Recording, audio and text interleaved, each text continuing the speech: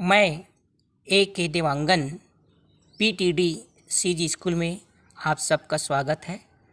आइए बहुपद अध्याय से प्रश्न का हल देखें।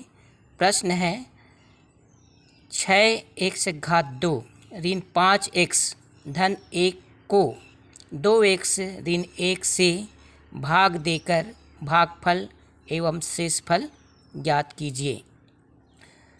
तो इस प्रश्न को पहले बहुपद को दूसरे बहुपद से भाग देना है इस प्रश्न में। तो इस प्रश्न को आसानी से समझने के लिए हम इनके जो सहयोगी प्रश्न हैं उनको पहले समझ लें। तो जैसे प्रश्न लिखा है निम्नांकित प्रश्नों को हल कीजिए। तो पहला इसमें 2x ऋण 1 व 3x का गुणा कीजिए। दूसरा 6x घात 2 ऋण 5x धन 1 में से 6x घात 2 ऋण 3x को घटाइए। तीसरा है 2x ऋण 1 व ऋण 1 का गुणा कीजिए।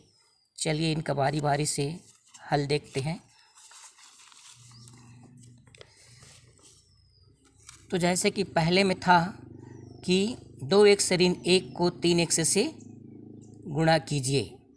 तो यहाँ पर गुणा का निशान लगा दिए दोनों के बीच में। अब 2x ऋण 1 का 3x से गुणा करना है, तो इस 3x का गुणा कोष्टक के अंदर जितने पद हैं उन सभी पदों के साथ गुणा करना है 3x का। तो 2x गुणित 3x, 2x के साथ 3x गुणा हुआ। इसी तरह ऋण 1 गुणित 3x, ऋण 1 के साथ भी 3x का गुणा हुआ। अब 2 तिया 6 और 1 से गुणित 1 से, तो 1 से घात 2, तो 2x से गुणित 3x का उत्तर 6x घात 2। इसी तरह ऋण 1 गुणित 3x, इसका 1 तिया 3, तो ऋण 3x हो जाएगा। तो इस तरह इसका गुणनफल आया 6x घात 2 ऋण 3x। दूसरा प्रश्न था कि 6x घात 2 ऋण 5x धन 1 में से 6x घात 2 ऋण 3x को घटाइए। तो यहाँ पर घटाने के लिए कहा जा रहा है, तो इसको हम आसानी से समझने के लिए ऊपर नीचे लिख लेते हैं। 6x घात 2 ऋण 5x धन 1, ये पहले बहुपद लिखे। इसके नीचे में दूसरे बहुपद को लिखना है, तो 6x घात 2 ऋण 3x। तो यहाँ पर जो समान घात वाले जो पद हैं उनको उसके ऊपर नीचे ही लिखना है। तो घटाने के लिए कहा गया है, तो चिन्हों को हम बदल देंगे। ये 6x घात 2 जो धन में था और ऋण हो गया, और ऋण 3x तो इसका भी धन हो जाएगा। तो यहाँ 6x घात 2 धन में है और 6x घात 2 ऋण में है, तो इसका उत्तर हो गया 0, पहले में से दूसरे को घटाने पर। फिर यहाँ ऋण 5x और धन 3x, तो 5x ऋण में है और 3x धन में है, तो बड़ा जो है 5x है। तो 5 में जब हम 3 घटाते हैं तो 2 आएगा, और ये बड़ा जो है 5x है, तो इसका चिन्ह इसमें लगाएंगे। तो ऋण 2x और धन 1 यहाँ वाला। तीसरा प्रश्न था 2x ऋण 1 का गुणा ऋण 1 से कीजिए। तो दोनों के बीच गुणा का निशान लगा दिए। फिर जो पहले नंबर में बनाए थे वैसे ही इसको भी बनाना है। तो ऋण 1 का गुणा 2x से करेंगे और इसी ऋण 1 का गुणा ऋण 1 से करेंगे। तो यहाँ 2x गुणित ऋण 1, फिर ऋण 1 गुणित ऋण 1, तो 2x गुणित ऋण 1, एक धन और एक ऋण का गुणा ऋण होता है, और 2x से कम 2x, तो इस तरह ऋण 2x हो गया। अब ऋण 1 गुणित ऋण 1, ऋण ऋण का गुणा धन होता है, तो 1 1 कम 1, तो धन 1, तो इस तरह इसका गुणनफल आया ऋण 2x धन 1। अब चलिए जो अपना मुख्य प्रश्न है उसको हल करते हैं। तो ये प्रश्न था कि 6x घात 2 ऋण 5x धन 1 को 2x ऋण 1 से भाग दीजिए। ये भाग का निशान लगा दिए। तो 6 से घात 2 ऋण 5 x से धन 1 को भाग देना है 2x से ऋण 1 से। तो यहाँ पर 6x से घात 2 को ध्यान में रखना है। तो 2x में हम किसका गुणा करेंगे कि हमको 6x से घात 2 प्राप्त हो। तो 2x में जब हम 3x का गुणा करेंगे तो हमको 6x से घात 2 प्राप्त होगा। इस 3x से गुणा 2x से करेंगे तो 6x से घात 2 होगा।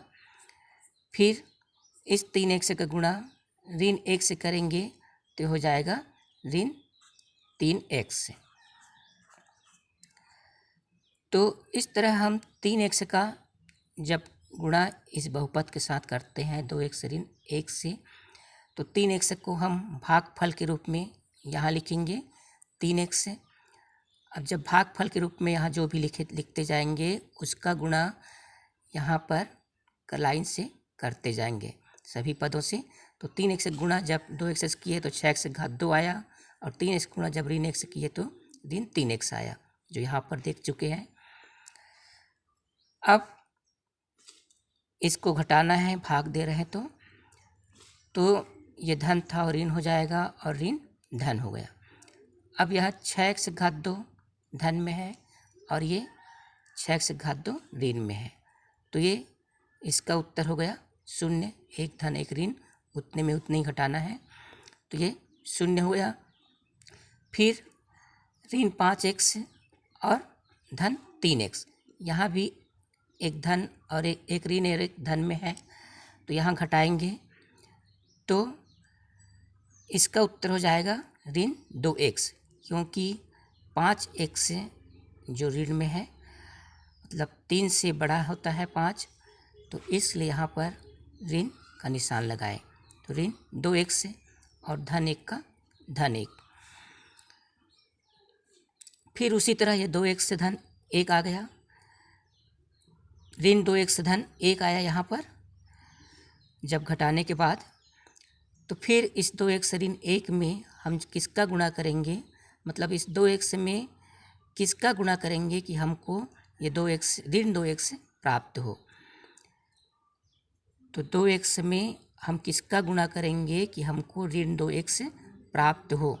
तो 2x में जब हम ऋण 1 का गुणा करते हैं तो ऋण 2x प्राप्त होगा। इस 2x का गुणा जब ऋण 1 से करेंगे तो ऋण 2x हो गया, और इस ऋण 1 का गुणा ऋण 1 से करेंगे तो ये 1 1 कम 1 धन 1 हो जाएगा। तो यहाँ पर हम लिख लेंगे, मतलब ऋण 1 भागफल के रूप में लिखेंगे, क्योंकि 2x से गुणा जब ऋण 1 से करते हैं तो ऋण 2x प्राप्त होता है। तो ऋण 1 लिख लिए, तो ऋण 1 का जब हम 2x से गुणा करते हैं तो ऋण 2x आता है, और ऋण 1 का गुणा जब ऋण 1 से करते हैं तो धन 1 प्राप्त होता है। तो यहाँ लिख लिए। अब फिर चिन्हों को बदल देंगे, ऋण का धन और धन का ऋण। फिर ये ऋण में और ये धन में, दोनों 2x से है, एक धन एक ऋण, तो इसका उत्तर हो गया 0। इसी तरह यहाँ पर भी धन 1 और ऋण 1, तो 1 में 1 घटाएंगे तो 0 हो गया। तो इस तरह इसका शेषफल आया 0। तो यहाँ पर हमको भागफल प्राप्त हुआ 3x से ऋण 1 और शेषफल प्राप्त हुआ 0। तो यही इसका आंसर है। चैनल को सब्सक्राइब करें ताकि अधिक से अधिक इसी तरह वीडियो बनाया जा सके। धन्यवाद।